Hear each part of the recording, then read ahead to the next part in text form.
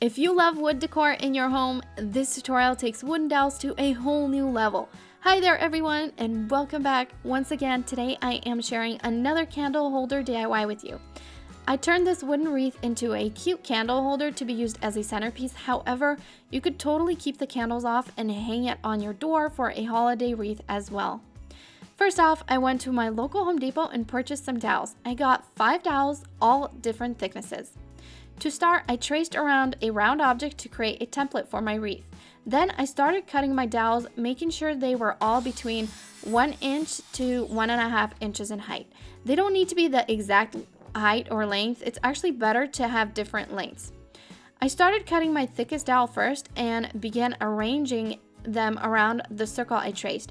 I made sure to display the dowels with different heights next to each other. Once I had an overall round shape, I added my thin dowels to all the edges to round off the wreath. I think this helped a lot. Okay, to secure all the pieces together, I simply applied hot glue to the sides of each piece of dowel and secured it to the dowel next to it.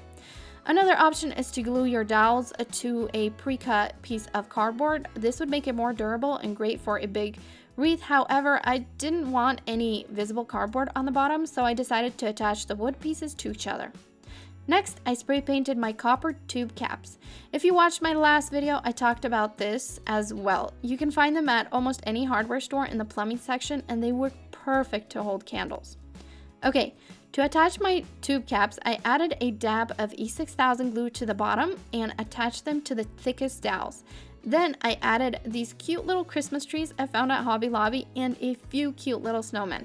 That's it! This wreath takes about an hour and a half to make. I wouldn't say it's like a super hard DIY, it's just a little bit time consuming, but totally worth it.